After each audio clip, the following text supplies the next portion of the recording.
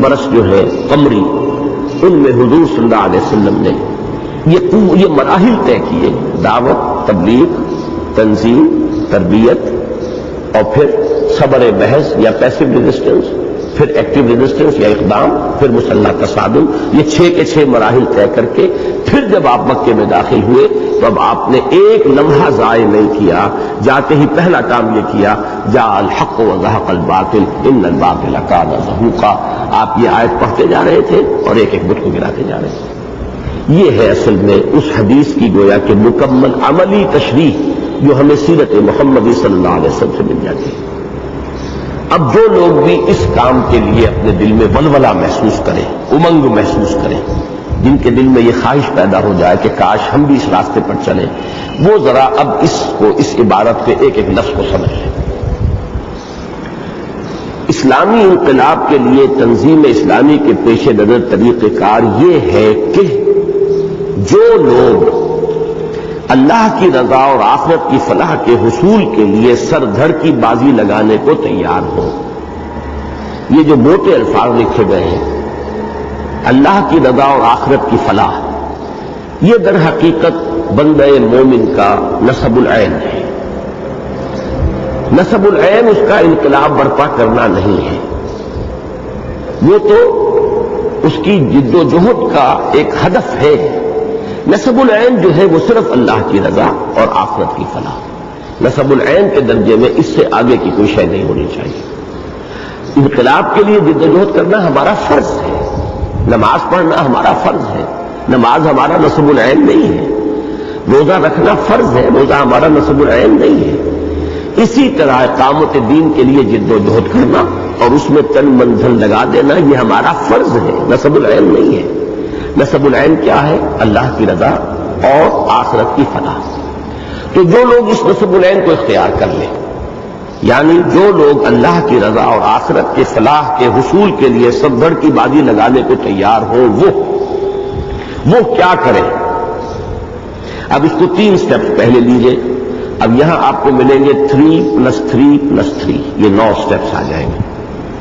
پہلے ہم نے جو اسلامی نظام کو سمجھا ہے وہ 6+6+6، 6 نکات تھے سماجی نظام سے متعلق، 6 نکات تھے معاشی نظام سے متعلق، 6 نکات تھے سیاسی نظام سے. یہاں اب 3 کے 3 جوڑے ہیں. پہلے 3 کام کیا ہے؟ سب سے پہلے خود پوری طرح مسلمان اور حقیقی معنی میں اللہ کے بندے بنے. یہ پہلا قدم ہے. اور اپنی ذات اور اپنے دائرہ اختیار میں شریعت اسلامی کو نافذ کریں. خود اگر اسلام پر انسان عمل نہیں کرتا تو اسلام کے انقلاب کے لیے سربکف ہو کر آ جانا میدان میں لایانی بات ہے، محمل بات ہے. وہ تو وہ سمجھیے کہ ہر شخص کہہ دے گا کہ ایک بالکل جھوٹا دعویٰ ہے. سب سے پہلے خود پوری طرح مسلمان اور حقیقی معنی میں اللہ کے بندے بنے اور اپنی ذات اور اپنے دائرہ اختیار میں شریعت اسلامی کو نافذ کریں. میں اپنی ذات پر شریعت کو نافذ نہیں کر سکتا، اور ذات میں ظاہر بات ہے میرا اپنا وجود ہے. پھر یہ ہے کہ دائرہ اختیار، اگر میں کسی فیملی کا سربراہ ہوں تو وہ میرا دائرہ اختیار ہے. اپنے گھر میں بھی شریعت کو نافذ نہیں کرتا تو پھر مجھے کوئی حق حاصل نہیں ہے کہ میں یہ دعویٰ کروں کہ میں اللہ کی پوری زمین پر اللہ کے دین اور شریعت کو نافذ کرنا چاہتا ہوں. یہ موٹی سی بات ہے. اور اس کے لیے اپنے نفس کے خلاف بھی جہاد کریں اور بگڑے ہوئے ماحول سے بھی مردانہ وار کشمکش کریں. یہ 2 جہاد کرنے پڑیں گے، اس لیے کہ ایک تو نفس جو ہے ان النفس لامارۃ بالسوء، نفس کو برائی کا حکم دیتا ہی ہے. تو آپ برائی سے روکنا چاہتے ہیں، رکنا چاہتے ہیں، اپنے آپ کو روکنا چاہتے ہیں یا رکنا چاہتے ہیں تو اپنے نفس کے خلاف جہاد کرنا پڑے گا.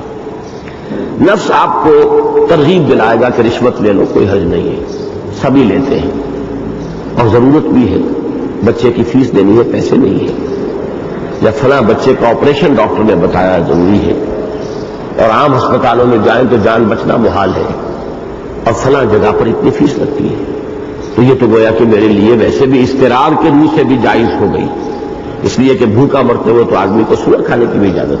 یہ 100 طرح کی پٹیاں وہ نفس پڑھاتا ہے انسان کو. لہذا میرے لیے یہ اسی طرح سودی کاروبار بھائی سبھی کر رہے ہیں، اب اس کے بغیر تو کاروبار ہو ہی نہیں سکتا، اور اپنے بچوں کا پیٹ پالنا تو یہ تو حقوق و لباس میں سے ہے، تو گویا کہ اس کے لیے لازم ہے کہ میں سودی کاروبار کروں۔ یہ طرح طرح کی پٹیاں پڑھا کر شیطان نے نفس کو مسلح کیا ہے، اور نفس پھر انسان پر حملہ آورتا ہے۔ تو پہلا جہاد نفس سے کرنا پڑے گا اگر آپ کو مسلمان بننا ہے، خود حقیقی معنی میں اللہ کا بندہ بننا ہے۔ تو آپ کے اندر جو دشمن موجود ہے اللہ کا، اسی لیے میں نے یہاں شیخ سعدی کا شعر کوٹ کیا ہے، آپ کے پاس تو شاید نہیں ہوگا، بڑا پیارا شعر ہے کہ نفس ماں ہم کم طرز فرعون نیست، لیکن ایراعون نیست۔ میرا نفس بھی فرعون سے کم نہیں ہے، لیکن فرعون کے پاس اون تھی۔ اب دیکھیے فرعون کے لفظ میں اون ہے، فرعون، یہ ایک صنعت لفظی اس کو کہتے ہیں کہ یہ ایک بہت ماہر شاعر ہوتا ہے جو اس طرح الفاظ کے ساتھ کھیل بھی لے۔ تو فرعون میں اون ہے، وہ لفظ لے آئے، لیکن اون کہتے ہیں مدد کو۔ من کان فی حاجت اخیہ کان اللہ فی حاجتہ، اسی طریقے سے اون کا لفظ بھی آتا ہے، جو آپ اپنے کسی بھائی کی مدد کریں گے اللہ آپ کی مدد کرے گا۔ اون کہتے ہیں مدد کو، اسی سے لفظ استعانت بنا ہے، نستعین اون سے۔ تو فرعون کے پاس مدد تھی، لاؤ لشکر تھا، اس نے زبان سے بھی کہہ دیا کہ میں خدا ہوں، انا ربکم الاعلی، میں تمہارا سب سے بڑا رب ہوں، مختار مطلق ہوں، ملک مصر کی بادشاہی میرے ہاتھ میں ہے، یہاں کا سارا آبپاشی کا نظام میرے کنٹرول میں ہے۔ میرا نفس بھی یہی کہتا ہے کہ اس جسم پر میری حکومت ہے، میں نہیں جانتا کیا حلال ہے کیا حرام ہے، میری خواہش پوری ہونی چاہیے۔ تو گویا کہ میرے اندر بھی ایک فرعون چھپا بیٹھا ہے۔ نفس ماں ہم کم طرز فرعون نیست، لیکن ایراعون نیست، کیونکہ میں تو درویش ہوں، میرے پاس کوئی مدد نہیں، لاؤ لشکر نہیں، تو میں زبان سے تو کچھ نہیں کہتا، لیکن اندر سے میرا نفس یہی کہتا ہے۔ تو پہلا تو ظاہر بات ہے کہ مقابلہ آپ کو اپنے نفس سے کرنا پڑے گا، اور دوسرا مقابلہ معاشرے سے، خود آپ کے اپنے بیوی بچے، آپ کے والدین، آپ کے بھائی بند، آپ کے رشتہ دار، آپ کے اعزاء و اقربا، یہ سب آپ پر دباؤ ڈالیں گے۔ آپ کے کولیگز ہوں، آپ کے دوست ہوں گے، وہ دباؤ ڈالیں گے، پاگل ہو گئے ہو، دماغ خراب ہو گیا ہے، آخر یہی رہنا ہے، تمہارے بچوں کا مستقبل تاریک ہو جائے گا، تمہاری بچیوں کو رشتے نہیں ملیں گے، تم زمانے کی جو روش ہے اس کے مطابق نہیں چلو گے، تو کیا کہیں جا کے غاروں میں رہو گے؟ آخر اسی دنیا میں رہنا ہے، یہی رہنا بسنا ہے، لوگوں کے ساتھ معاملہ کرنا ہوگا۔ آج تم ان کی غلط رسومات میں شامل نہیں ہوگے، وہ تمہارے کسی کام میں کب شریک ہوں گے، وغیرہ وغیرہ۔ تو دو جہاد اس مرحلے پر کرنے پڑ گئے۔ جاہدوا فی اللہ حق جہادہ، جو آیت میں نے پڑھی تھی، اس میں پہلا جہاد کیا ہے؟ نفس کے خلاف، اور دوسرا بگڑے ہوئے معاشرے کے خلاف۔